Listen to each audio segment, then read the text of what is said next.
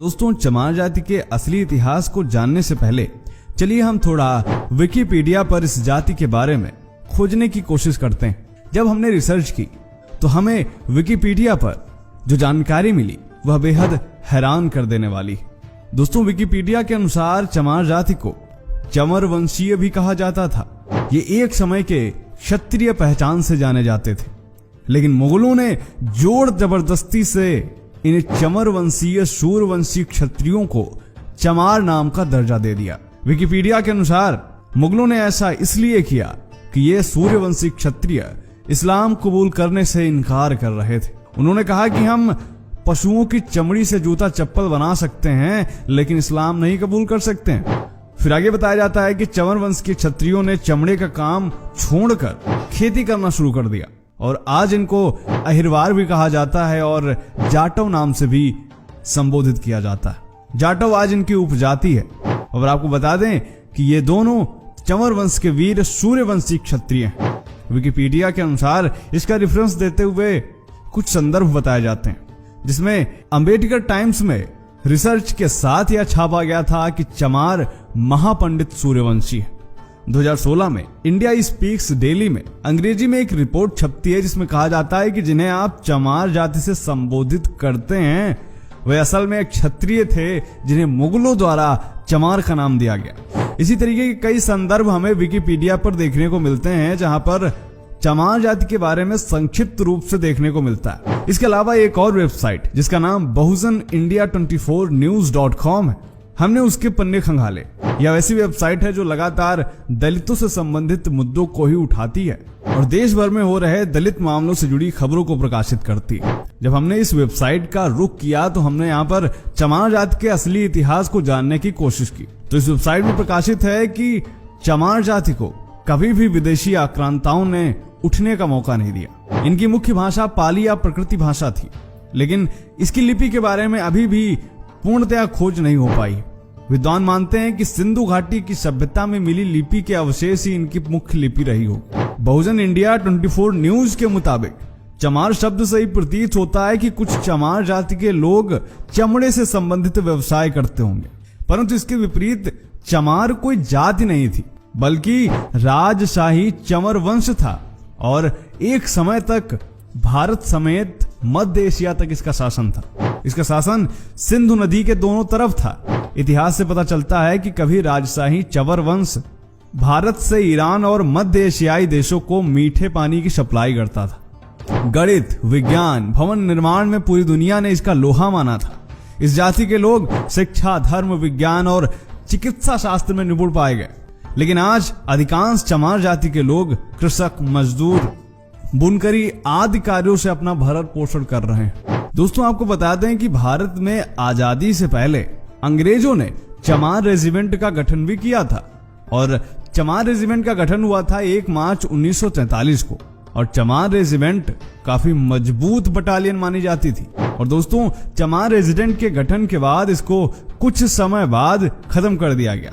इसके पीछे एक बहुत बड़ी घटना देखने को मिलती है, जहां पर आजाद हिंद फौज से मुकाबला करने के लिए चमार रेजिमेंट को अंग्रेजों ने सिंगापुर भेजा था। उस समय रेजिमेंट के कैप्टन थे मोहनलाल कुरील, जिन्होंने यह देखा कि चमार रेजिमेंट के सैनिकों के हाथों अंग्रेज हमारे अपने ही देशवासियों को मरवा रहे हैं। फिर क्या था, उन्होंने इसको आईएनए में शामिल किया और अंग्रेजों से भिड़ जाने का निर्णय किया। तब उन्होंने अंग्रेजों से लड़ते हुए सैकड़ों भारतीय सैनिकों की जान बचाई थी और चमार रेजिमेंट भंग कर दी गई, जिसके बाद कैप्टन मोहनलाल कुरील को भी बंदी बना दिया गया। फिर भारत आजाद होने के बाद उनको रिहा भी कर दिया गया। तो दोस्तों, अब आपने देखा कि कैसे चमार जाति का इतिहास न सिर्फ प्राचीन भारत में बल्कि आधुनिक भारत में भी कितना गौरवशाली रहा है। अब आते हैं, जब हम चमार जाति को लेकर इतिहास के पन्नों में जाते हैं तो हमें एक शख्स का नाम देखने को मिलता है, जिसका नाम है सिकंदर लोदी, जिसका शासनकाल 1479 से 1517 तक रहा। और सबसे खास बात यह है कि इसके शासनकाल से पहले पूरे भारतीय इतिहास में चमार नाम का उल्लेख ही नहीं मिलता।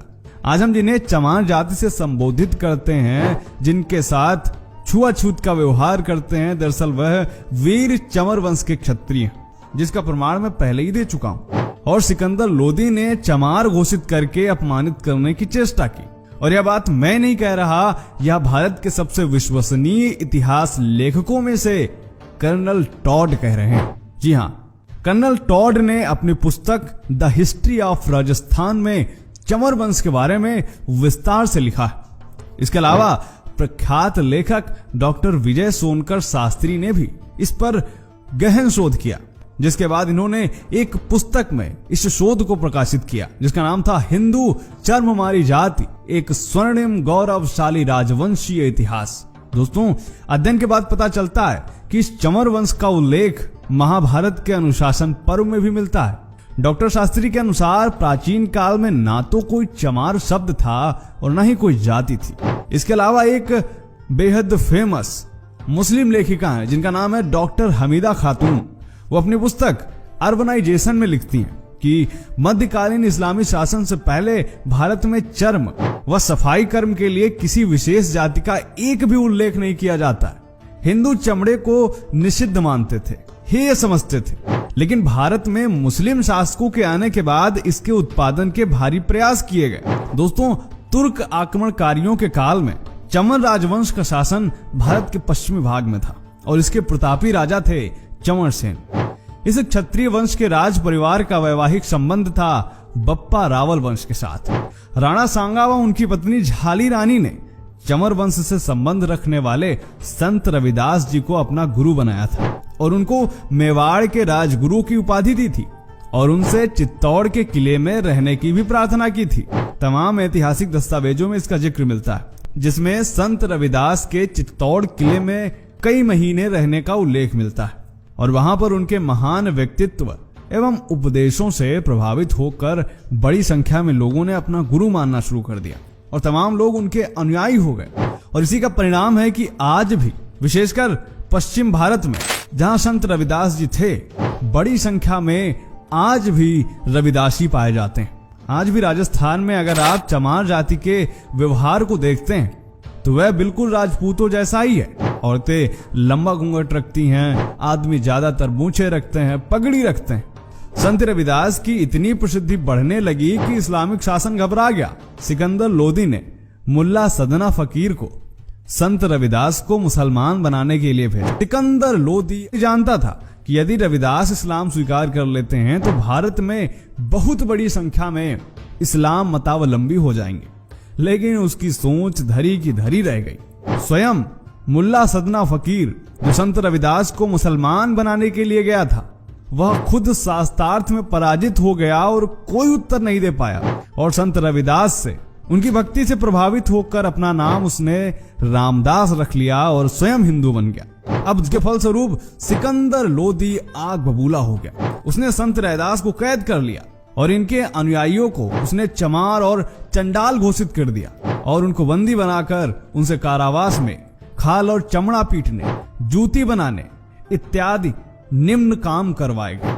सिकंदर लोदी की यह शर्त थी कि या तो इस्लाम स्वीकार कर लो या फिर ऐसे काम करो। कि बादशाह ने वचन उचारा, मत प्यारा इस्लाम हमारा, खंडन करे उसे रविदासा, उसे करो प्राण को नाशा। जब तक राम नाम रट लावे, दाना पानी यह नहीं पावे। जब इस्लाम धर्म स्वीकारे, मुख से कलमा आप उचारे।